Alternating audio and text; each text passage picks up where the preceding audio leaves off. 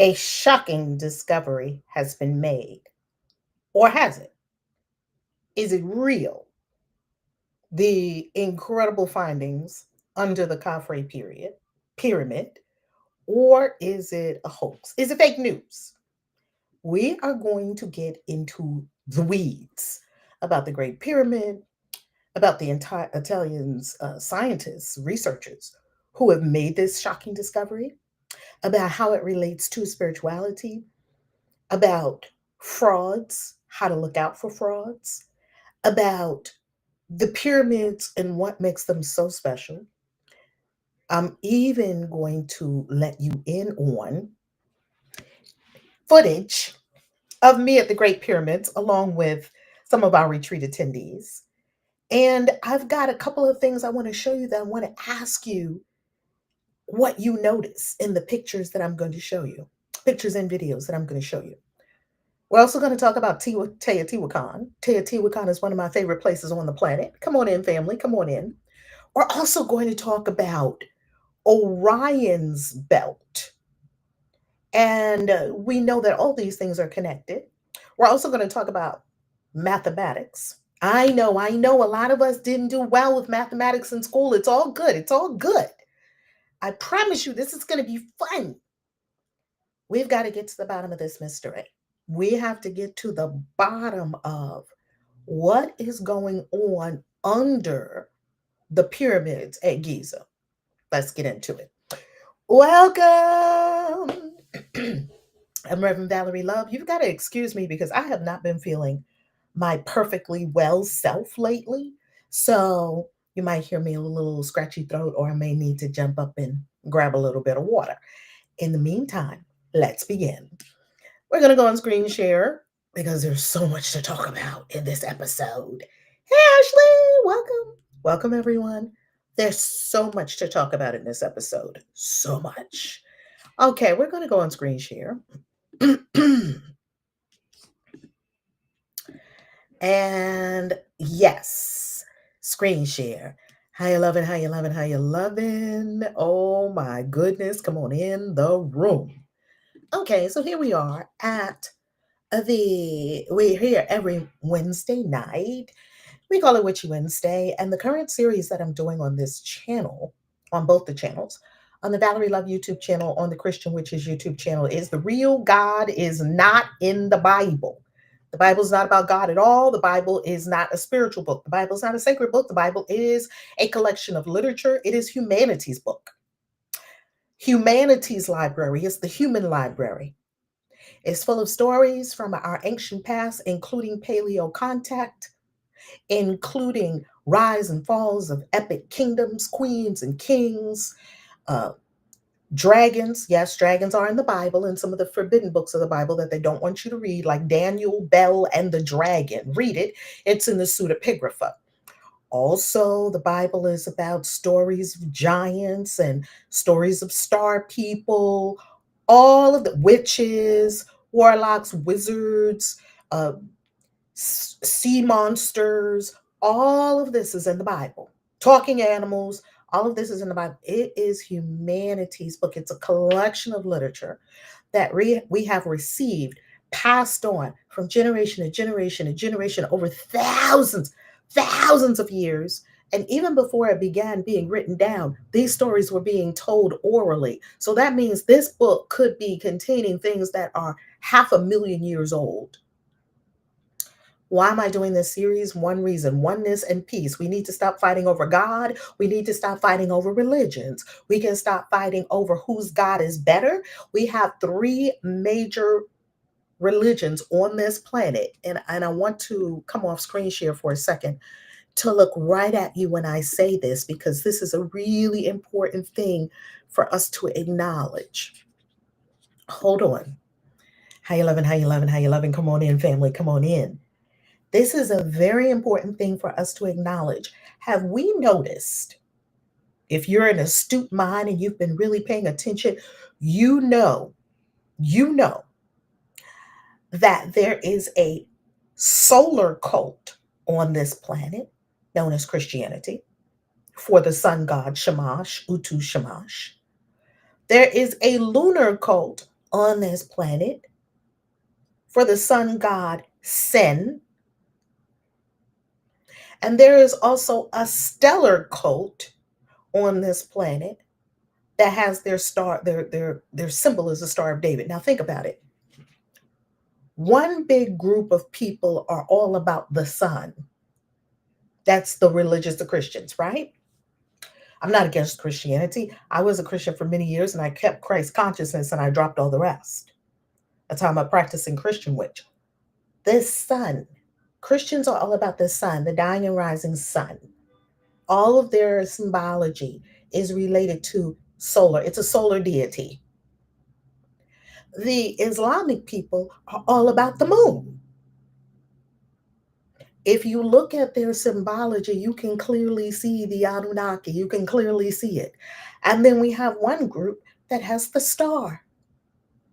The star, the moon, the sun. They're all cosmology, symbols of cosmology, symbols of star-faring people. And it would be interesting if it would mean nothing if just one of the great religions of the world, we have three great religions of the whole planet, it would be not much if one of them had a symbol related to the cosmology and the ancient star people. Might not pay any attention. The sun god theme keeps coming up over and over and over and over. This sun dying and rising, it keeps coming up over and over and over, over and over and over and over. Civilization to civilization to civilization. Okay, well, that would be one thing. But then we have a moon one. And the ancient Anunnaki had the moon god Sin. Okay, and we have a whole religion on the planet that's all about the moon. Okay, I'm not saying the Islamic religion is only about the moon. And I'm not saying that Christianity is only about the moon. I don't want to state that. Let me correct that. I'm saying look at their symbology. Look at the elements present that give you clues as to where these things are coming from. And then we got one that has the star.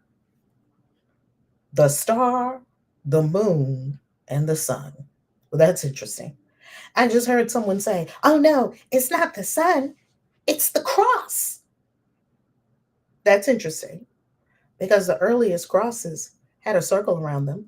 And if you go to ancient Egypt, Africa, not even Egypt, Southern Africa, you will see the cross with the sun around it, the solar disk, which is our battery. And year over year over year, we keep creating gods that are connected with the sun. Apollo, Jesus, in the way that the Romans reshaped Jesus. They reshaped Christ. They hijacked this movement that was going on. They're like, a lot of people like this movement. And people think that Constantine, right? Because he was the emperor that decreed that Christianity was going to become the state religion. Many people think Constantine had converted to Christianity, but that was not true because Constantine, as far as we know, was a devotee of Sol Invictus. Once again, the sun, Sol Invictus. And so these are interesting. And I could be completely wrong. I'm not fighting for a position. I'm observing things and I am an occultist. Okay? I am an occultist. What does an occultist do? Occultists look for hidden meanings without being absolutely ridiculously naive and running after every conspiracy theory in the book. Occultists are very good at pattern recognition. Occultists like you, like I, we dig deeper. Okay, let's go. Screen share. I just wanted to come on screen share and really express to you and with you what I've been thinking about these religions and their symbology. Okay. So that's why I'm doing this. I'm doing this because nobody's God is better than anybody else's God. We all have to get along on this planet, and we better do it in peace and harmony with one another so that we can do it in peace and harmony with our cosmic fellows, our brethren, our family. We have a whole cosmic family, yet we're afraid of most of the planet would probably be afraid of them. The governments don't even want to talk about it, right? So it's important for us. Now, the purpose of this series is to reveal our true origins and our divine nature that has been hidden from us for thousands of years. This series is also to help us understand where we come from, why we are not bound by the Bible, why the Bible is a helpful book, yet not a book you have to live by, why many of the things that we have been taught are wrong, fallacies, and why it is important for us to free ourselves of those heavy yokes that people tried to put on us, like, you got to do everything they say in church, you got to do everything they say in the Bible, and free ourselves of that, free our minds so that we can explore and come to truth. Yes? Okay. Because I get asked this all the time. I think I'm going to do a Q&A session coming up soon, but I get asked this all the time. What is a Christian witch? Because this is the Christian Witches.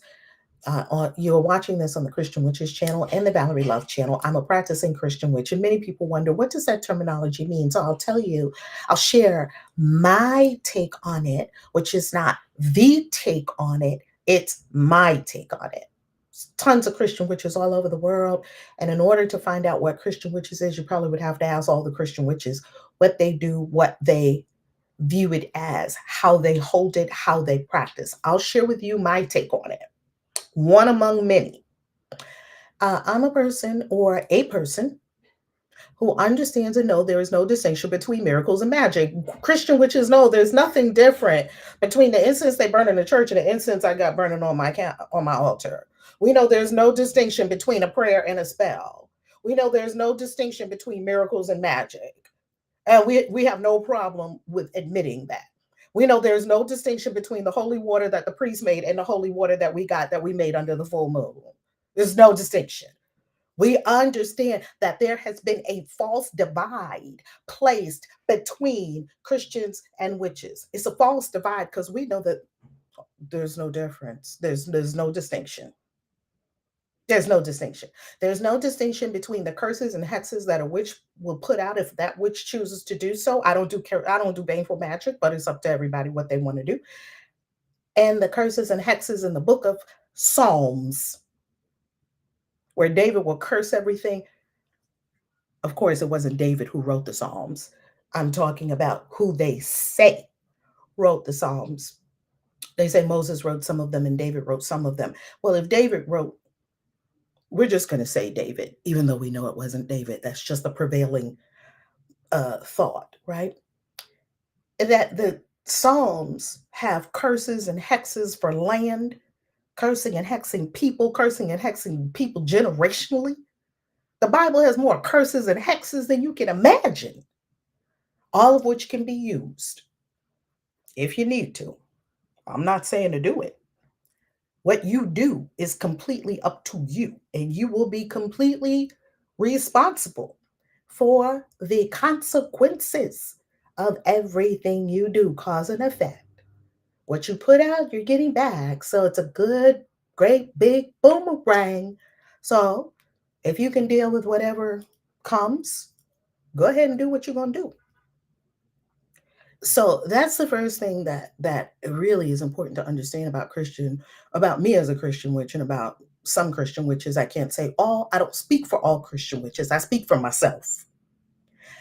And Christianity and the pagan, a person who understands and knows there is no distinction between miracles and magic, or Christianity and the pagan and occult practices of the world in which it was born. Christianity was born in a milieu of pagandom and magical practice and all of it. It tells you this in the Bible, but the church tried to tell you otherwise. It's not true. Read your Bible, read humanities literature, and then you'll know for sure that it has paganism right in the Bible. It's right there. So We understand that Christianity was born out of the pagan world. So for us, it's just natural. Pagandom is baked into Christianity. Look at Easter. Easter is coming up next month. Look at Easter. Look at Christmas. Pagandom is baked into Christianity. There's no way you can separate them because we understand that Christianity was born out of a milieu of paganism, polytheism, occult practices, magical practices. That's the world it was born in. It was born in an esoteric and Hellenistic and pagan world, but it tries to say it's none of those things. You choose, you decide. I made my decision. And so we understand these things, we know these things, we have gnosis of these things, and we seek to honor Christ or aspects of Christianity in the practice of witchcraft. Okay. So let me read that whole sentence for you. It's the best I could do to, of course, there's so much more to it than that. That's why I wrote the books on it. A person who understands and knows there is no distinction between miracles and magic or Christianity and the pagan and occult practices of the world in which it was born, and who seeks to honor Christ or aspects of Christianity in their practice of witchcraft. It's very simple. We don't see a divide, Christians see a divide. For us, there's no divide. I hope that helps. Khafre Pyramid. What happened? So I had to go back to my journalism when I was in school. Who, what, why, where, how, that first, you have to answer all the W's in the first paragraph. So I did my journalism thing. A team of Italian researchers, Filippo Biondi, Dr. Armando May, Professor Corrado Malanga, and Dr. Nicole Ciccolo. Please, my Italian is not very good. Please, Italian family members, help me with these names. If I butchered them, please forgive me. Made a bold claim to have discovered massive structures under the Khafre pyramid that extend into the earth at a depth of about 6,500 feet. So one was like 2,100 feet, and the other was like 4,000 feet. Using SAR technology. What is SAR? Synthetic aperture radar Doppler tomography from a private satellite. This is very important. It's a private satellite and a proprietary program developed by one of the researchers to interpret the data. So what does this mean? It means that they use SAR technology from the satellite. So the satellite is almost like radar. The satellite is sending a signal and it's bouncing back. And as it bounces back, you're getting a lay of the land of what it's bouncing off of. And therefore, SAR technology can be used to determine from a satellite to determine what's there, what's going on there. Yet, some scientists say that SAR technology cannot go that deep into the ground. So there's that. Yet this is what they use. But no, it didn't end there. When they sent the signal down and it bounces back, right? They're getting the signal back. They also use slight variations in the vibration. So there's a vibratory element to it as well, because the earth is always vibrating. And if you can detect subtle vibrations as it happens, and let's say it's vibrating around a ball, you can tell that, oh, it's vibrating around something round. That's my layperson's way of understanding it. Please correct me if you're an astrophysicist. Okay, so we got to understand this the best way we can. And I've read and read and read about this thing, and I've researched and researched and researched about this thing. It's very fascinating.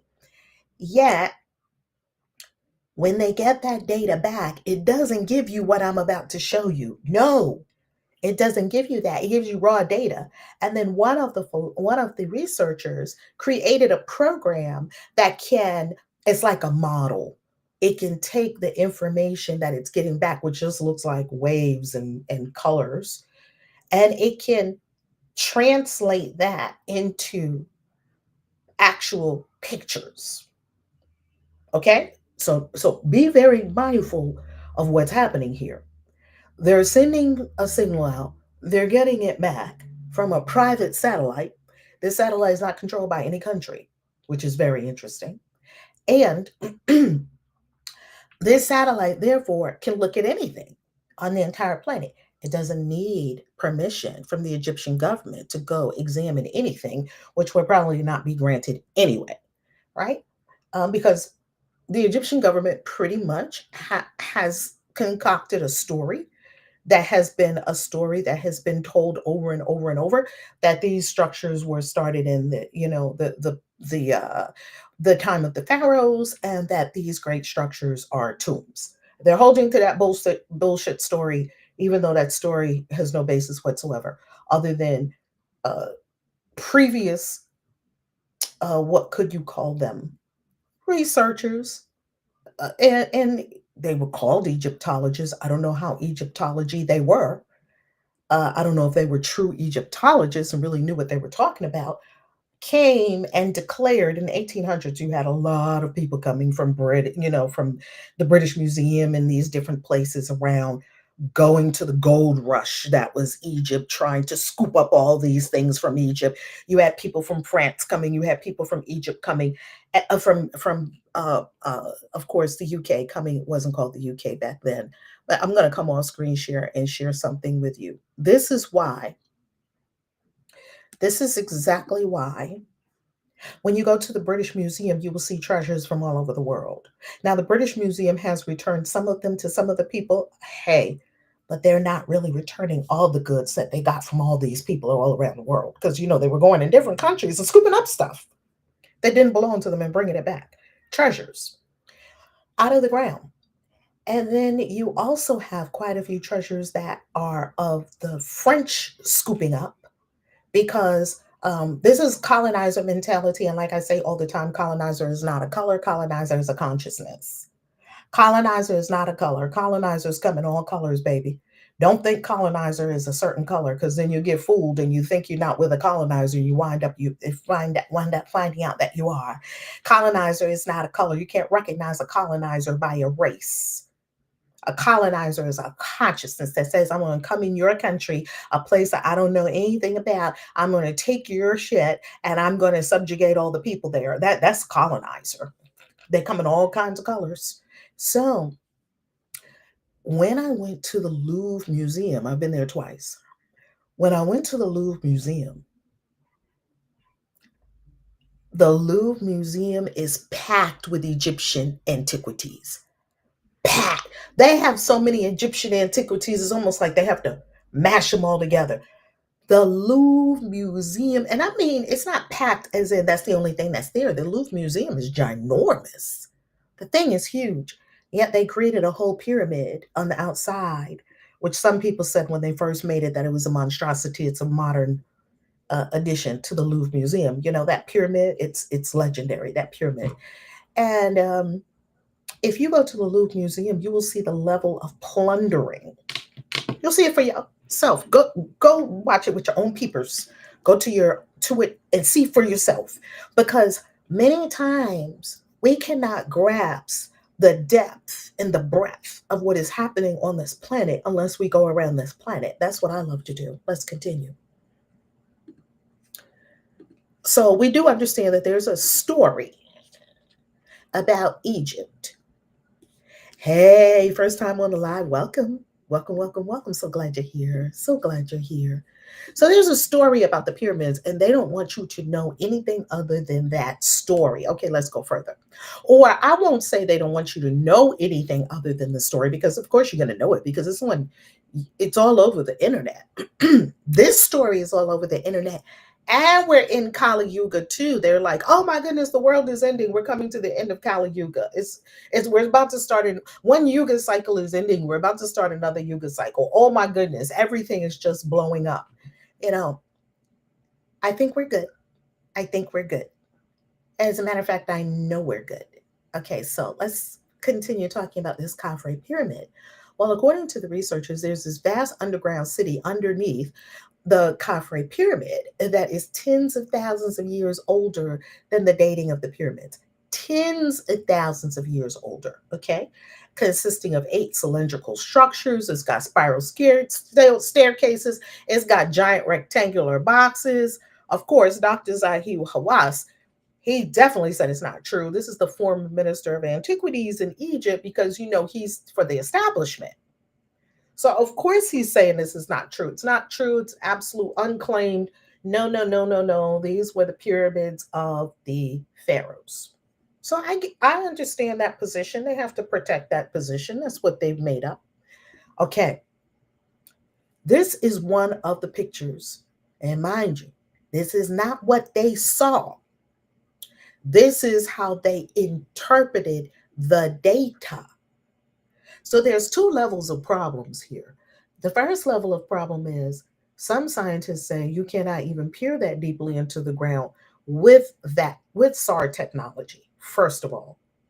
So if you can't even go that deep into the ground, how did you find out that there are things thousands of feet, not miles, thousands of feet down into the ground? That's the first problem. The second problem is what is, well, there's more than just two problems. I'm stating two right now. What is the means by which they interpreted the data? Because remember, we said that they did this, from the satellite, sent the signals out, did all this scanning, but then they needed to create a program to interpret the scans. And what is this program? And has this program been used for other things?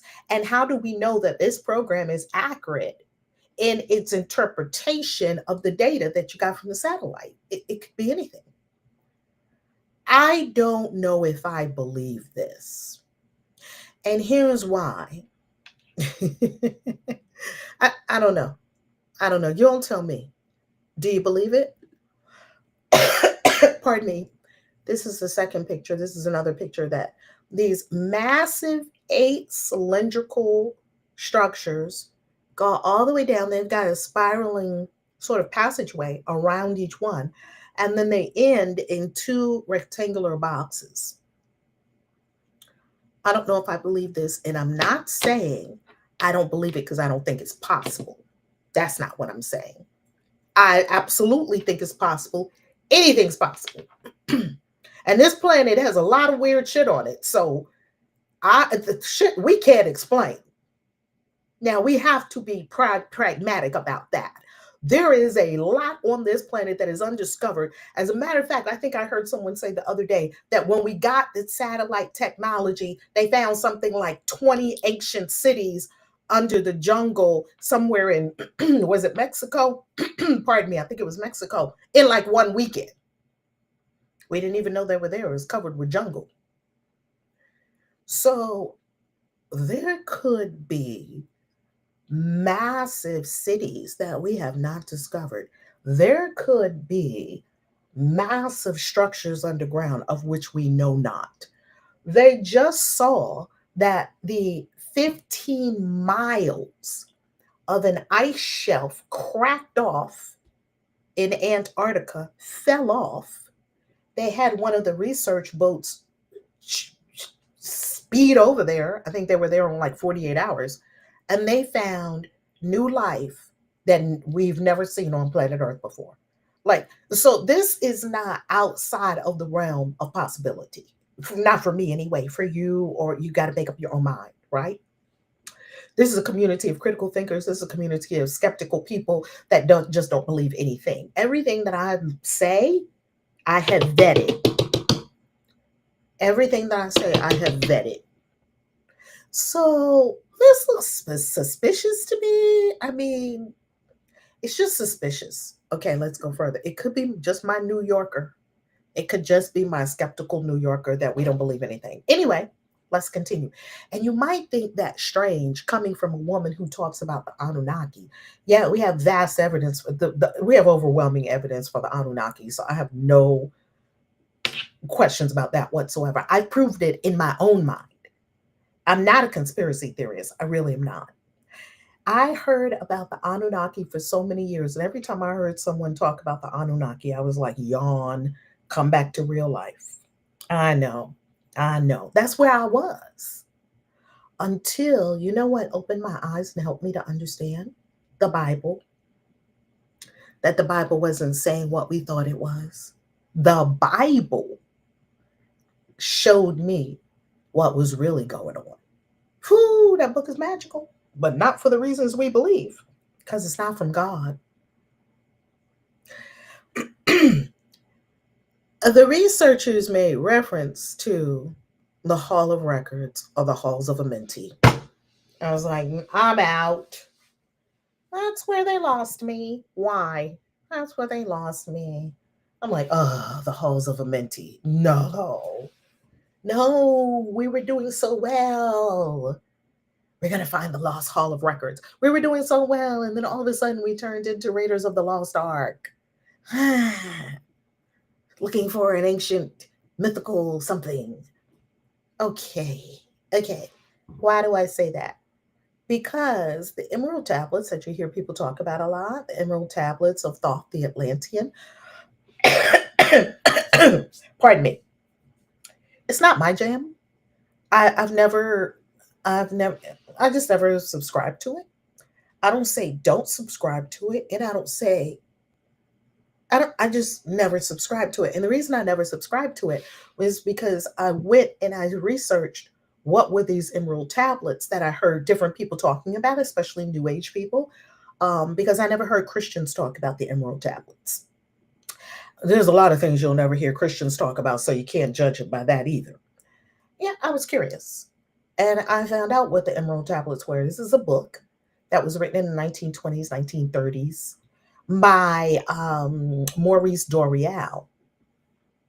And he published the book in early 1940s, late 1940s, no, 1939. Yeah, there it is, 1939. He published the book. He wrote it before then.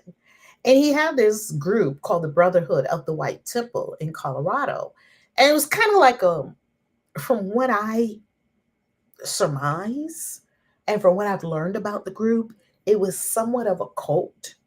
I don't want to say a cult as in like Latter-day Saints or Jehovah's Witnesses or these real high control cult groups that, or these groups that go out into the woods and drink Kool-Aid. Not like that, more like a secret society. It was channeled. And most people, mostly no one knew about it. The only people that knew about it were the people in the Brotherhood of the White Temple. It was a channeled work. Now, I don't think that all channeled work is to be dismissed. I don't think that. I am skeptical about channeled works. Whenever somebody tells me it's channeled, I'm like, oh, I'm going to read it a little differently now. That's just me. Because here's my stance on channels. Yes, people can channel. Yes, they're talking to beings, otherworldly beings. We've all met these otherworldly beings. We've had experiences with otherworldly beings. Yes, otherworldly beings exist, too numerous to count. I can't even count all the otherworldly beings that could be in this whole universe of life. And now it's starting to be scientifically proven. What is the concern for me is the actual channeler themselves and their connection with the being that they're channeling. And is that being someone I'm supposed to be listening to? And I made my determination when I first saw this that that was not the being for me. Now you get to make your own decision and read the book. You can buy the book online, read the book, and see if it resonates. And when you have a channeled work, what can you do other than you can't hold a channeled work up to science? You can't, it's very hard to objectify a channeled work. So the only thing we really have when it comes to channeled works is what is your experience of it? So pardon me, sometimes I listen to some channels and I'm right there. I'm like, oh my goodness, they're right on it. And sometimes I listen to some channels and I'm like, I don't think so. So, and it's not anything wrong with the channeler, probably. It's just not for me. And this is just something that's not for me. I'm not with the halls of Amenti and all of that. But for people that are like that, I'm not saying that it's not so. I'm saying it's not for me. And please understand the distinction. But now there's another emerald tablet that does resonate with me. And you might say, well, that's a contradiction. Maybe not. Here's what I mean.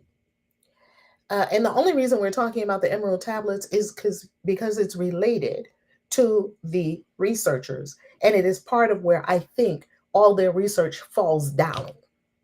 And I won't say all of it, and I won't say that they're not right, and I won't call them wrong, and I won't dismiss their work because they've been working on this for a very long time, and I won't say that it's fake news. I say that it warrants further investigation. Could we have another team that has done this independently and found the same thing? Do we have a third team? Just vet it more. And the original team still has not come forth with all of the hard science. They haven't come forth with the data yet. They said that it's coming, so we'll look for it. And I'm not saying that they're not credible. These are doctors and professors and extremely smart people. Extremely smart people. These are people who have sat down and designed programs and done research and have set up connections with the people who own the satellite. I mean, these people have done a tremendous amount of work. So there is no way that I would be so haughty and so demeaning and so righteous as to just dismiss their work. That I don't think that's smart. I think it is worth serious investigation by multiple people to find out what is really going on here. But the reason that I say, I don't know, is for the reasons I described before. And also because they said they may have found the lost city, the Hall of Records, or the halls of Amenti. And whenever hear people talk like that, I'm like, oh, okay. It's almost like Christian people who are looking for the Bible to be true for their story, that for their beliefs. Well, there are spiritual people that are like that too. They're looking, just because you come out of religion doesn't mean you come out of religiosity. They're looking for something to prove what they think versus looking for something and seeing what it's telling me. Big difference. So let's talk about the original emerald tablet. There is an original emerald tablet known as Smaragdine tablet or Tabula Smaragdina. That's Latin for green tablet or green stone or emerald tablet or emerald stone. It may have originated in Egypt, and it's just 15 lines. And here's where you can read it online. You can read it. Hold on, let me give you the link to read it. This is it. That's the whole emerald tablet right there. Well, actually, here it is. It's even shorter than that. 15 lines, as you can see. Okay. I usually love to use sacredtext.com. So I'll drop the link in here to sacredtext.com. You can read it. You can read it right now. It'll take you like 5 minutes. You can read the entire Emerald Tablet in like 5 minutes. White Temple. Was this a super? Oh, a super.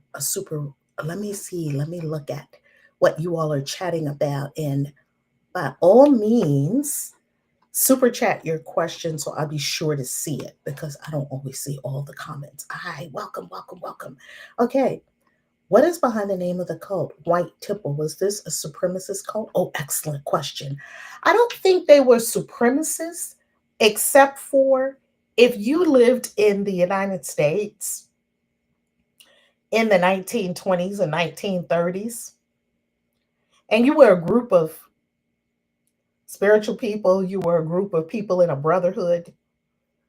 I doubt you had black people in there. It's just a wild guess. I don't think there was no black people in there. I'm just saying. It could have been. I don't think they had Johnny and I don't think so. So I cannot speak to the nature of the group. I can't, and I don't want to get in any trouble. I don't want to say people were doing things that they weren't supposed to be doing. I don't know if it was a supremacist group. I don't get supremacist vibes from them. I get more like spiritual vibes, like go out into the wilderness, like Mount Shasta, like, and Mount Shasta is a powerful place. I'm not saying anything's wrong with these things. What I'm saying is we just got to be careful. That's all. We've just got to be careful, and we've got to match the brain God gave us with inner knowing, you know? And so it was brotherhood. And I think that's wonderful. I think it's wonderful. I don't think it was supremacist, but I don't know. So maybe look it up and see, you know, what really was going on there. Welcome, everybody. Welcome, everybody. Okay. I have some more thoughts. How are they able to identify through sound vibrations? Yeah, it's very interesting because this radar is not actually sound. Well, radar is sound.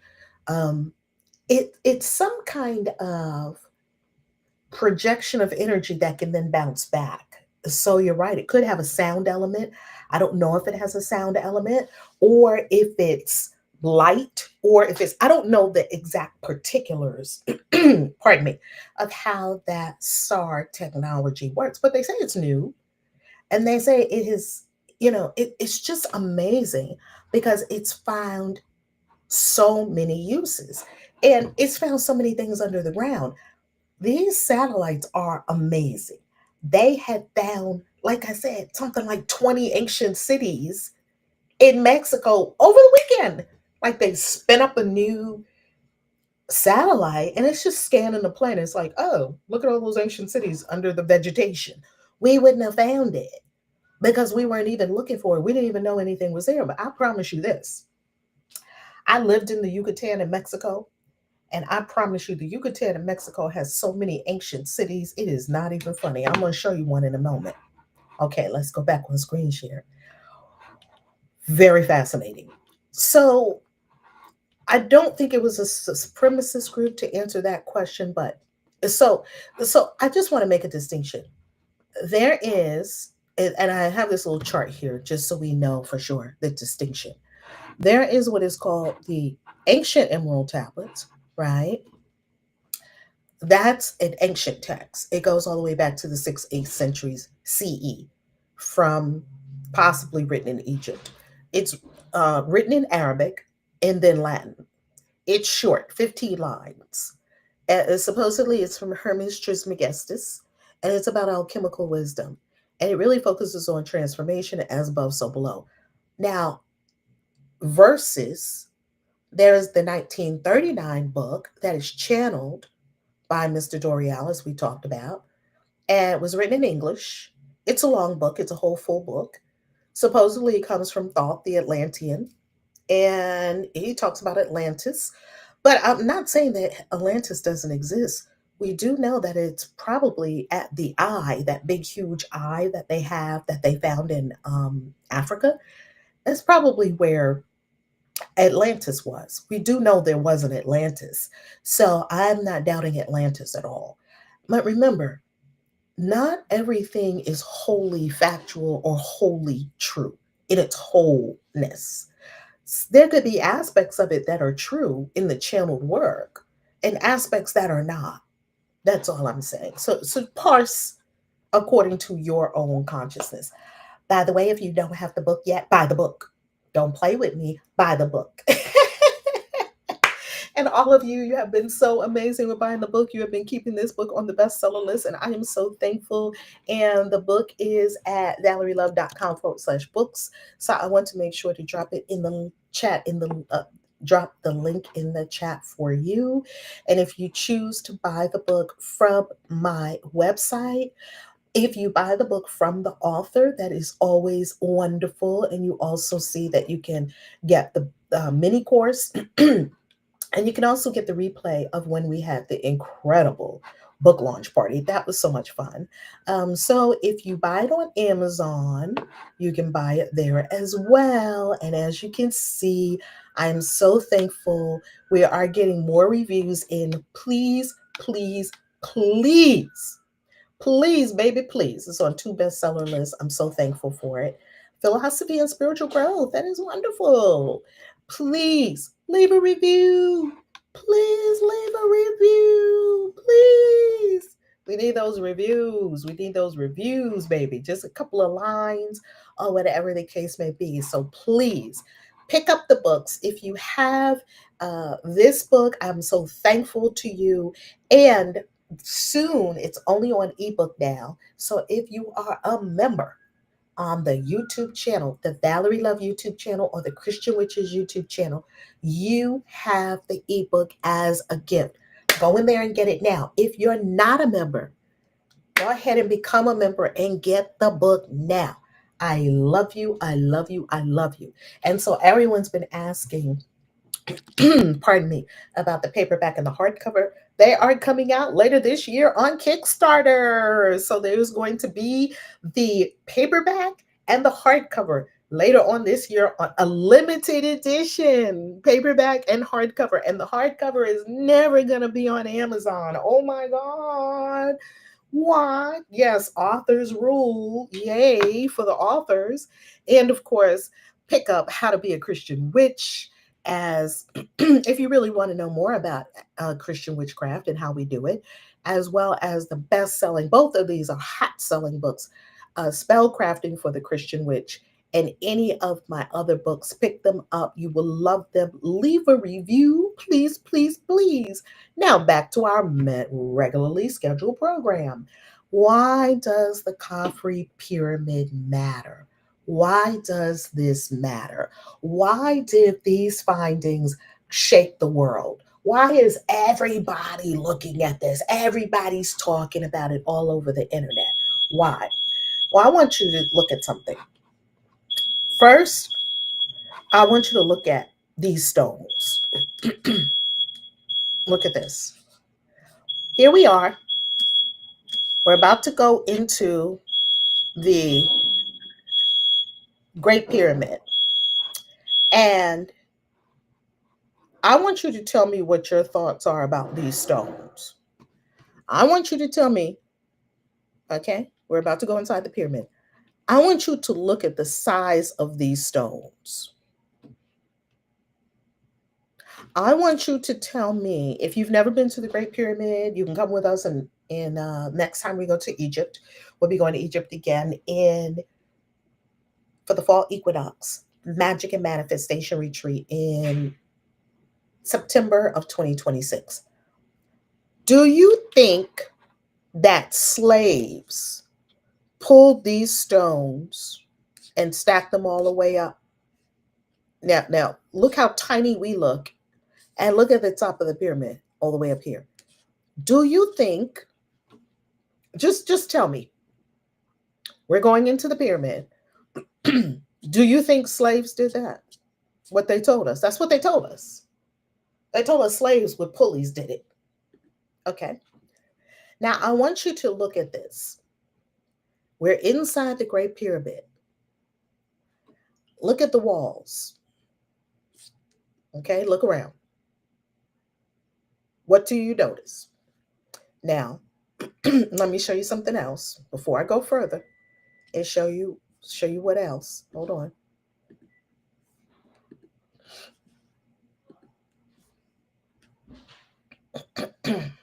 Pardon me.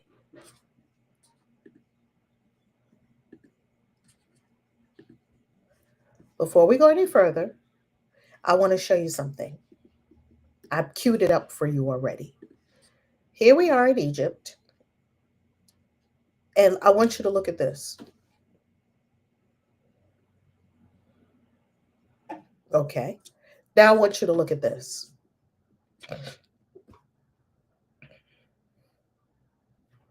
Okay. Now I want you to look at this. Hold on. Let me just play this one.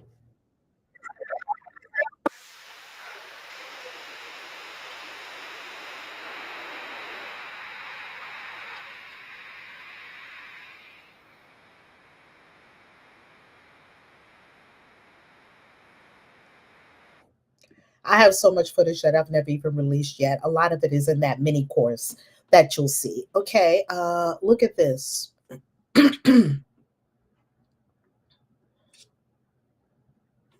Okay. Okay. What difference do you see between that and this? No hieroglyphics. None whatsoever. Okay.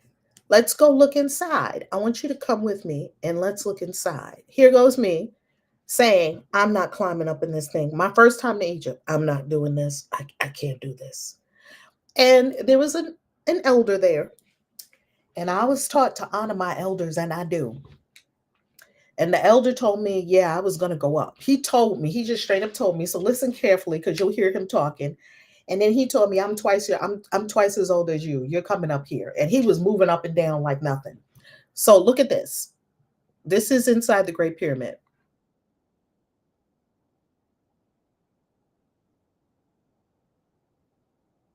Twice as old as you. He made me go up.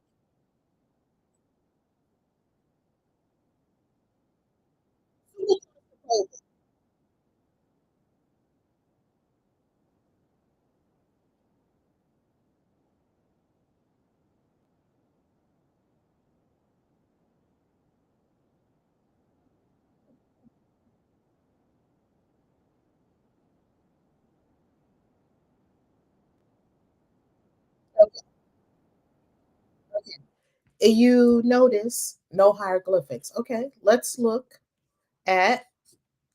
I've got this queued up for you as well. I'm just going to show you a snippet.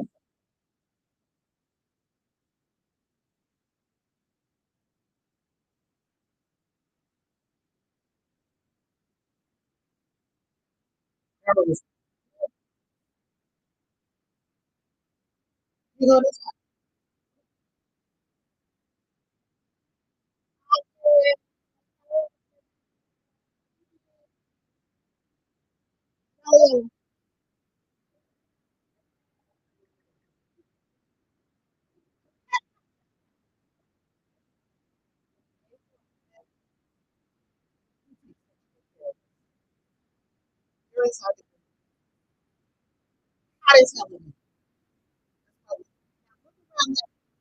Okay, pause. Look around the chamber. What is noticeably missing? No hieroglyphics. Look around the chamber. I'm swirling you around the chamber right now. We climbed all the way up. I'm showing you around the.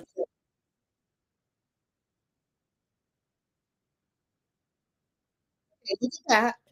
Now look at this. Like we've got to really look at things. Clearly, clearly, different people made those. Different beings made these things, but they're trying to lump it all together. It's not the same. It is not the same. Okay. All right. We got new members. Yay! New members. Come on in, come on in, come on in. Now, family. Welcome, new members. Yay! All of our lovely new members. You got the book. You got the book. You got the book. You got the book. Now, oh my goodness. Now, let me ask you a question, family. I've been to temple upon temple in Egypt. Been to Philae Temple, Luxor temples, the temples at Aswan, temples throughout Cairo. They all, the temples that I've been in, Valley of the Kings, Queen Hatshepsut's mortuary temple, hieroglyphics everywhere. Inside the that chamber, no hieroglyphics. What's going on?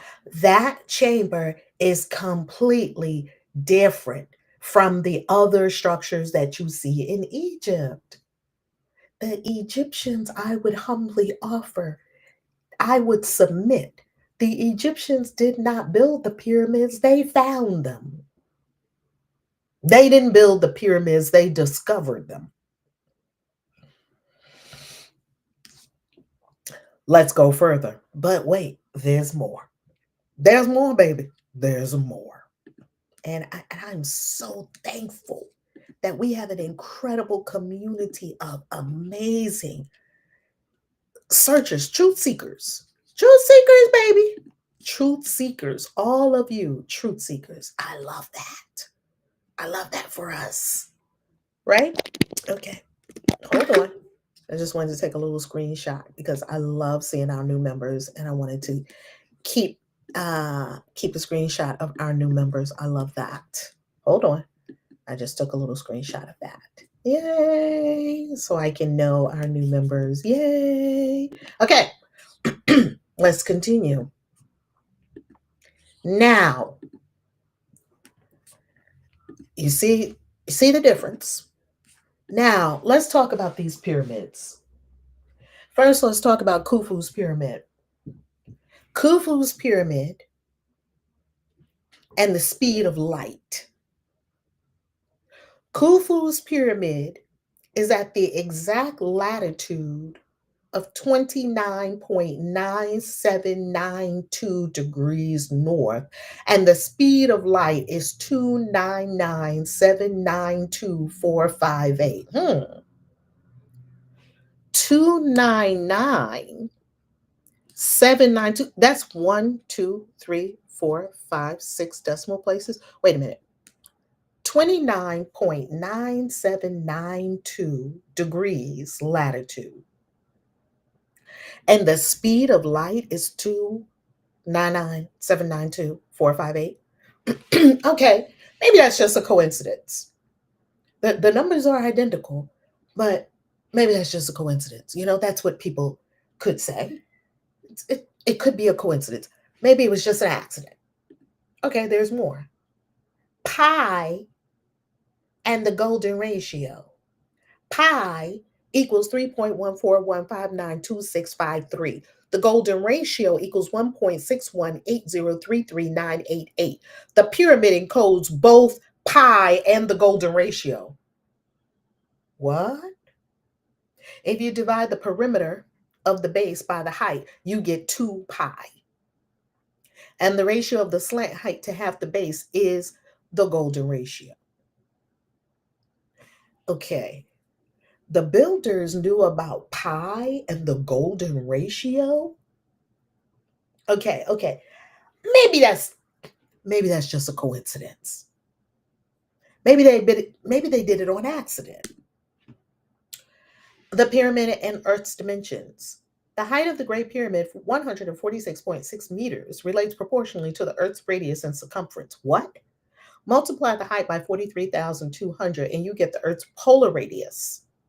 Multiply the base perimeter by 43,200 and you get Earth's equatorial circumference. The number 43,200 is significant because it's related to the precession of the equinoxes. Oh my God, we just went down another rabbit hole. What? 43,200 shows up over and over and over, or 432, or 432,000. Shows up over and over and over and over. It showed up so many times I couldn't even put it into this presentation. We're gonna do a whole entire episode on this number, 432, 43,200, and 432,000. It's insane. Okay, wow, these builders of the pyramid knew a lot, but these were slaves acting on what pharaohs told them to make tombs for them. That's what they're trying to get us to believe. They think we're dumb. Okay, let's go further. Alignment with true north. Oh, wait a minute, there's more. The Great Pyramid is aligned to within 1/15th of a degree of true north, making it the most precisely aligned structure on planet Earth. You can't even use compasses, and GPS satellites can't even get you there in that degree of accuracy. 1/15th of a degree aligned with true north. Like someone did a plumb line. Any one of these things could be dismissible as a coincidence. Not all of them, but there's more. The pyramid encodes the number of days of the year. Oh my God. This thing is a freaking celestial calendar. It's a clock. It's a compass. It's math. It's the golden ratio. It's pi. The pyramid encodes the number of days in a year. The base length of the pyramid is 365.24 royal cubits, matching the number of days in a year, 365.24. So that means the builders of the ancient pyramids understood the solar cycle. Okay, but there's more. There's more. But was that an accident too? Were all of these just oops? Because I heard something so absolutely ludicrous from a scientist. I was watching Neil deGrasse Tyson. It wasn't Neil deGrasse Tyson, it was one of his buddies. And she was speaking about the tombs. And they were laughing, ha ha ha, aliens built it. Yeah, right, aliens, ha ha ha. Because they have to hold the establishment, the story of the establishment. And Neil deGrasse Tyson came for Terrence Howard. I mean, Terrence Howard is all over something really, really profound with regard to the flower of life. And even some others debunked, some other scientists that are on par with Neil deGrasse Tyson debunked what Neil deGrasse Tyson said when he debunked Terrence Howard. He dissed Terrence Howard, and then Terrence Howard said it publicly. Neil deGrasse Tyson dissed Terrence Howard and demeaned him and his work. And when Terrence Howard said it, because I don't think Terrence Howard really cares about someone demeaning his work, because he seems very focused and dedicated to what he knows he's here to do, because he opened a whole lot of eyes. And he said it. He said that he was, and he showed the paperwork, he showed the emails. And other scientists looked at the emails that Neil deGrasse Tyson sent to Terrence Howard and said, well, that's duplicitous because we don't really talk like that. That's not really what we do. And that's not a thing that's appropriate to do, and so forth. Anyway, there was a scientist on Neil deGrasse Tyson's podcast. And I was watching it because I wanted information about star systems. I wanted some scientific, factual information about a particular star system that I was studying. This other scientist, this lady, when Neil deGrasse Tyson and her were talking, they said, oh, yeah, yeah, they talk about the pyramids. Oh, yeah, like aliens built them. She said, yeah, and you know how I explain it when people say that to me? And I sat up. I'm like, oh, I want to hear something.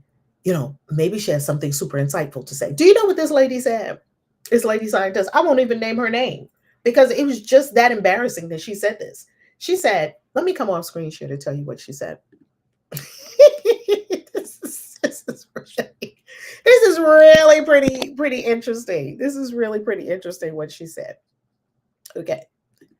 This lady said, well, this is how I explain it to people. Like, this is how I explain it to the dumbasses when they say anything to me about, because I'm a scientist and I'm smart and I know better. And so this is what I say to them when they tell me aliens.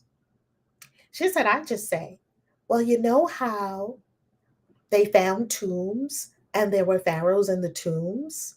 Yeah. And then you know how they just kind of built bigger ones? Yeah. And then they just built bigger ones and they got better at building them. Yes. And then they just built the pyramids. I was like, what just happened? What do they think we are that dumb? Then we have an advantage because the establishment has underestimated our intelligence. And that's always an advantage. It's always an advantage when people underestimate you. That's always one of your greatest advantages. Absolutely. It's absolutely an advantage. Okay, let's go further. Laughing at that amazing. I could not believe these scientists. Help us, God, help us. And they are ready so fast to debunk everybody and everything for the establishment. The establishment gave us the lies and the falsities. They're sticking to the establishment, and that's what they get paid for. They get paid to stick to the establishment. And if you say anything to them about aliens, if you say anything to them about life beyond this planet, if you say, oh, no, couldn't be all conspiracy theories. No, don't be ridiculous. Don't be ridiculous. Who encoded the days of the year in the pyramid? Who encoded pi and the golden ratio in the pyramid? Who encoded the pyramid? Who situated the pyramid to be exactly true north? Who did all of that? Oh, the pharaohs with their slaves. Wow. Wow. That's what they think of us. And so we have the advantage, family. Humanity is waking up. We have the advantage because they think we're dumb. We're not. And so we have a great advantage. Let me wrap up so I don't keep y'all here all night. All right. Okay, we talked about the number of days in a year. I want to end that pyramid portion on this. The Great Pyramid is not a tomb. Now, Khufu's period and Khafre's pyramid are two different pyramids. Khufu's pyramid is the one I've been talking about, this Great Pyramid. Khafre's pyramid is where they found all of this amazingness under it, if they did indeed find it. The question remains open, right? The Great Pyramid, Khufu's pyramid, it is a mathematical and astronomical masterpiece that encodes the fundamental numbers of the universe as well as astronomy, geography, and advanced physics.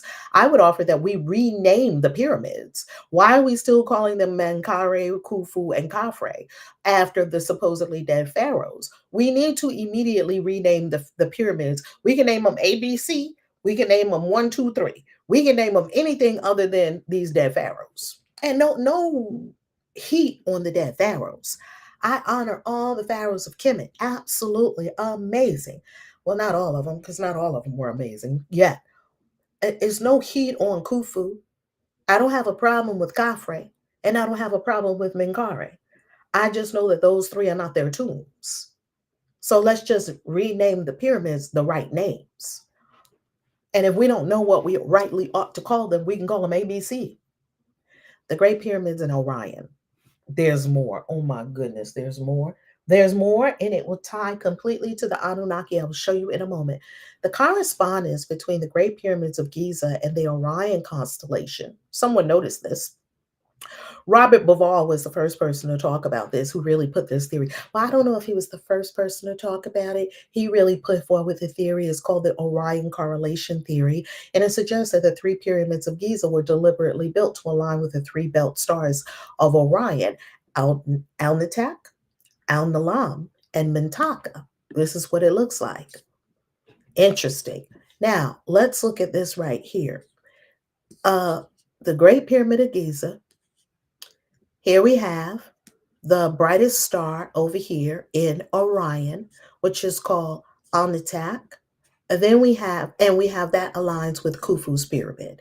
Okay, Khufu's pyramid is right here. Then we have Khafre's pyramid aligning with Al Nalam. I hope I'm saying the names of these stars correctly. This is Orion's belt right here. And then we have Khafre's pyramid, and Khafre's pyramid is supposedly where they find all these incredible structures underneath. Still open to more investigation. I'm just open.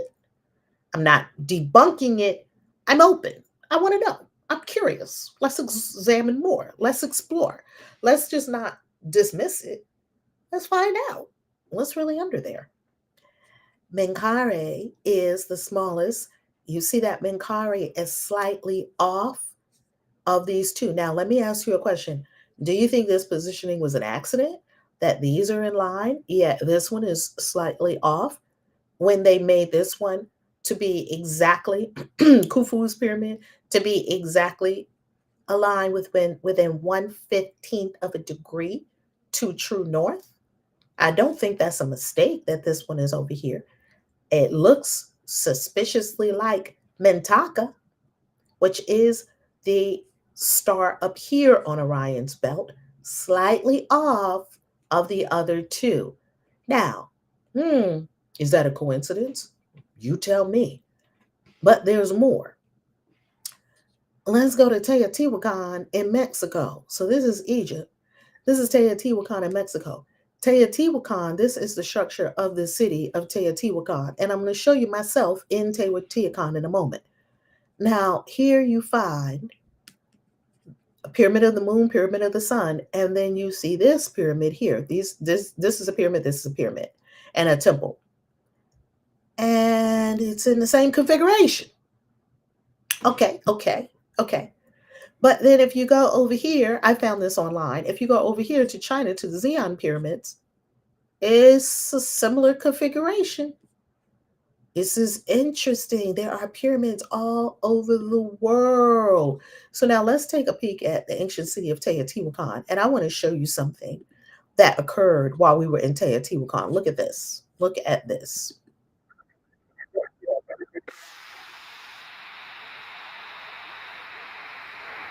Pyramid of the Sun, right outside of Mexico City. Who in the world is going to climb all the way up there? But people do. Do you see how ginormous that pyramid is? This is Pyramid of the Sun, and let me show you something else. That's me taking pictures in front of. They took pictures for me of me in front of Pyramid of the Sun as I was doing my investigations. But now let me also show you what uh the oh hold on. I want to show you a video that she said that is absolutely astonishing. Astonishing. This ancient city of Teotihuacan is so astonishing, it will blow your mind. Hold on. I want to show you something that she said. I think she drew it. This is it. Is this it? No. Okay. Hold on. Let me see if I can get you that video of her drawing a line. Here it is. Here it is. Listen to what she's saying. Oh, wait a minute. First, I got to show you what she first drew on the line. Wait a minute. Look at this. This is what the city looks like.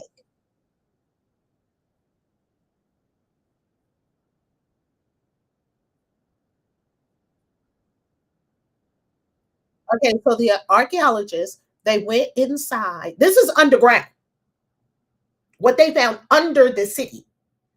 When they went under the city, they couldn't pass because there was a wall. Now listen to the rest of it.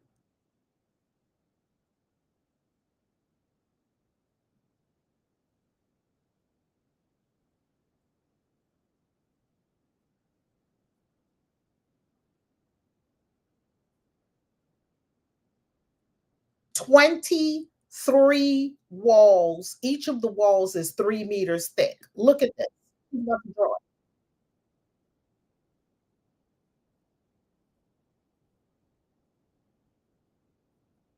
23 walls, each of the walls 3 meters thick.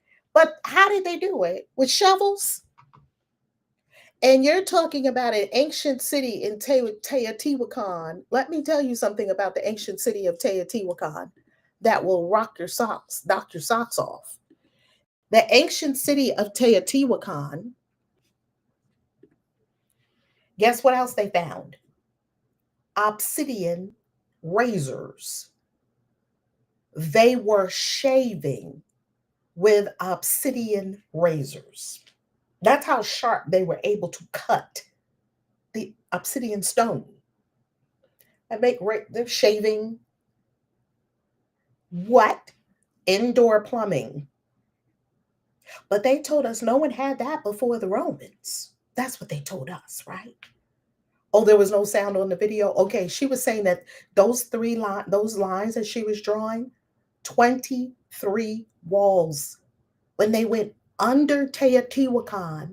So I show you Teotihuacan to let you know that what they're saying about Egypt, I would not completely discount it until we get more evidence. Isn't that interesting? 23 walls. Yeah, obsidian. They loved obsidian. They had obsidian um, armaments. And what were they using to cut obsidian so sharp? What, a little knife? A little stone. They were carving. The story doesn't add up. Who put up 23 walls 3 meters thick each underground? What are you saying? And so these things around the world, They are too, we don't know what they are. How about we just say that? We don't really know what it was. How about we say that? Rather than make up stories that we tell our kids in school about, oh, the Teotihuacans did this, or the Maya did this, or the Aztec did this, or the Inca did this, and this is why they did it, and this is how they did it, and the Egyptians did this, and this is a tomb, just spewing, spewing, spewing information, information that has nothing to do with truth. That's why it's so difficult to get to truth, because when you've been in religion and you've been in academia and you've been in the structures of the planet that want to make you think that humanity is 6,000 years old, it's like the Bible said, and Egypt, the pyramids are like 4,000 years old, and yeah, that's it, and everything happened in the last 6,000 years. All of a sudden, humanity started in Sumer just a few thousand years ago, and it's all just that. And that's the story, and that's in the history books, and that's in the papers, and that's what scientists believe, and that's what a lot of archaeologists believe. And people like us are saying, a lot of us, not just myself, a lot of us around the world, all of you here, are saying something about this story doesn't add up. How are these mega, mega, super advanced structures around the world? And what were they for? We don't know. We don't know. How about we just say we don't know? All right, I'm not going to keep you all night. I love you. I love you. I love you. To all of our new members, welcome to the family. Members, you all get all the videos first. So whenever members, I know members sometimes are having so much fun because sometimes they get a whole bunch of videos all at once when we release our shorts. Members get them all first before they're released to everyone else. They're released to everyone else on a schedule. Members get them all first. And I want you to go to ValerieLove.com and pick up the book if you don't choose to become a member. Yet, if you choose to become a member, you get the books as gifts. You get the books as gifts. So it's a deal. It's a deal because the book costs more than being a member. And then you get more books as you go. And thank you to all of our members that make this show possible and all the expansion that we're going to do with the show. I have so many ideas for this series. I have so many people that I desire to interview. I have so much. I got to say it like this. I've learned more going down rabbit holes than I learned sitting being a nice, prim, proper church lady. Just saying. I love you. I will see you next Wednesday. Peace.